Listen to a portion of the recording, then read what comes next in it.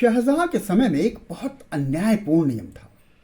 जो लोग बादशाही नौकरी में किसी बड़े ओहदे पर रहकर बढ़िया कमाई और ज्यादा माल असबाब इकट्ठा कर लेते, उनके मरने पर उनके वारिसों को इसमें से कुछ नसीब नहीं होता था।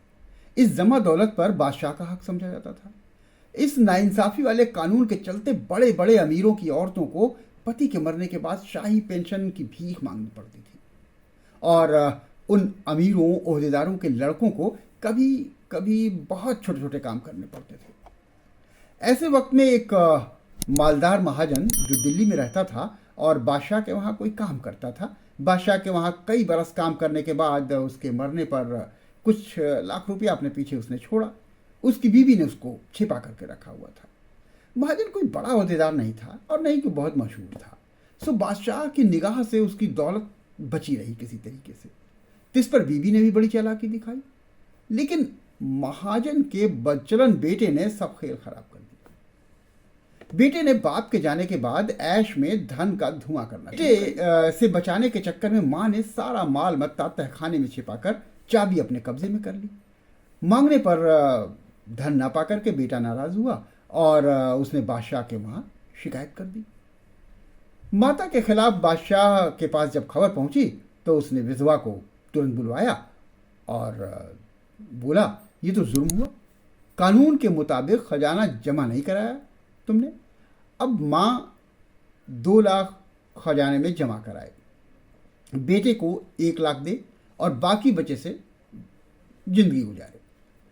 और मैंने फैसला दे दिया, अब इस औरत को तुरंत बाहर करो। जो लोग उस विधवा को ले आए थे वो उसे बाहर करने लगे, ढकेल करके, धकिया करके, लेकिन वो तो अड़ गई। बोली, बस एक बात मुझे बादशाह सलामत से पूछ लेने दो, फिर मैं चली जाऊंगी। बहुत जिद देख करके बादशाह ने आजिज़ी से कहा, आने दो, पूछने दो, बस एक बात केवल। विधवा औरत ने बादशाह का शुक्रिया अदा किया और निवेदन किया कि ये मेरा लड़का है जो मुझसे अपने बाप की दौलत मांगता है। वो तो सब ठीक है, हमारा बेटा है, हमारा वारिस है, लेकिन मैं आपसे हाथ जोड़ करके पूछती हूँ कि मेरे पति से आपका कौन सा रिश्ता था जो आप उनका 2 लाख रुपए मांगते हैं। शाहजहां नाराज नहीं हुआ, बल्कि एक बार की हंस पड़ा।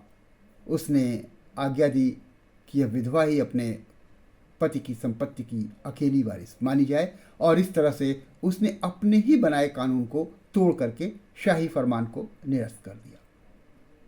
लेकिन केवल उसी केस में। लेकिन एक और किस्सा है, ये उसी दिल्ली का है जहां पर ये घटना हुई थी। वहीं दिल्ली में नेक नाम खां नाम का एक बड़ा ओहदेदार शाहजहां के बनाए हुए नियम को याद करके बहुत दुखी रहता था। उसने इस कानून से बचने के लिए मरने से पहले न सिर्फ अपनी सारी दौलत धीरे धीरे करके गरीबों और दूसरे लोगों को दान कर दी, बांट दी, बल्कि एक मजेदार चाल चली। उसने मरने से पहले बहुत बड़े बड़े घड़े मंगवाए और उसमें कंकड़ पत्थर, पुराने जूते, कपड़े वगैरह भर दिए और उस पर मुहर लगा दी। ये मशहूर कर दिया कि ये जो भी जमा पूंजी माल मत्ता है उसके मरने के बाद बादशाह को भेज दिया जाए, जैसा कि नियम है, कानून है। शाहजहां को नेक नाम खां की मौत का समाचार मिला, वो आखिर बड़ा ओहदेदार था, तो दूसरे दिन उसने उसके घर पर खास कारिंदा भेज करके सब घड़े और हंडे वगैरह मंगवा लिए। गाड़ियों से उतार कर वो सब कुछ दीवाने खास में बैठे बादशाह के सामने रखा गया। बादशाह ये खजाना देखने को बेताब था। उसने उन घड़ों को तत्काल खोलने को बोला। पहले ही घड़े को देखते ही शाहजहां का चेहरा पीला पड़ गया और बाकी को खुलवाए बिना चुपचाप दरबार से उठ करके वो महलों में चला गया। कहानी मनगढ़ंत नहीं है, क्योंकि दोनों कहानियां औरंगजेब ने खुद अपने पिता शाहजहां को बाकायदा लिख कर याद दिलवाई हैं। असल में शाहजहां को कैद करने के कुछ बरस बाद बाप बेटे के रिश्ते बहुत बुरे नहीं रह गए थे। सियासी मजबूरी के चलते वो उसे आज़ाद तो नहीं कर सकता था, लेकिन आपस में खतो किताबत होती थी। औरंगजेब ने जब शाहजहां के इस कानून को बदला तो शाहजहां ने उसे खत लिखा कि ये अच्छा फैसला नहीं है, घाटा उठाना पड़ेगा तुमको।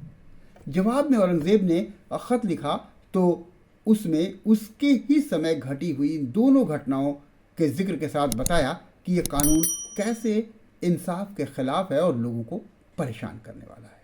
फिर कैसा लगा ये किस्सा, आप हमें कमेंट में बताइएगा।